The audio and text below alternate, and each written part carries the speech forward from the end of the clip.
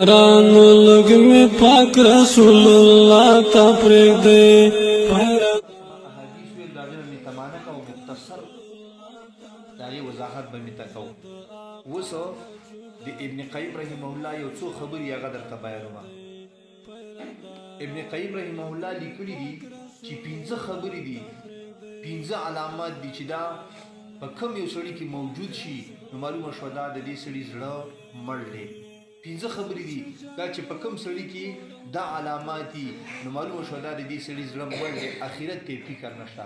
اوله خبره دا لیکلي چې په باقي باندې پانی له ترجیح ورکول، په باقي باندې پانی له ترجیح ورکول، باقي اخرت دی او پانی دنیا ده. یو سړی دنیا لري او اخرت له ترجیح ورکوي، معلومه شو دا د دې سړي زړه هغه مړ دی. دویمه خبره دا لیکلي د مخلوق محبت په زړه باندې غالب کېدل، د مخلوق محبت په زړه باندې غالب کېدل. لکه نن سبا دا وایي په نوجوانانو کې دا کیفیت زیات دی، وایي که ته کم یو ته ګورې نو خامخا به د په زړه کې د یو کس محبت وي، د په زړه کې د یو کس محبت هغه چلېږي.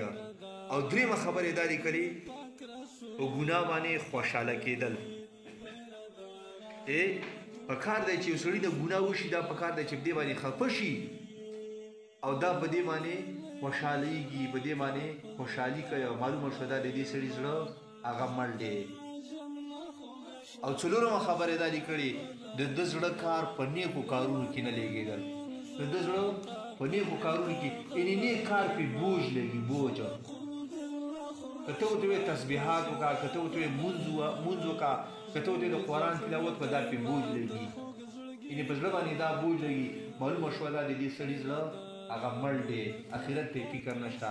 او اخیره خبره دا لیکلې ده، اخیره خبره که ده ته څوک نصیحت کوي، د نیکۍ خبره ورته کوي، څوک ده ته د نصیحت خبرې کوي نو دغه سړی د ده دشمن دی، یعنې نصیحت خبره په ده باندې بده لګي نو معلومه شوه دا چې د دې سړي زړه هغه مړ دی، اخرت ته فکر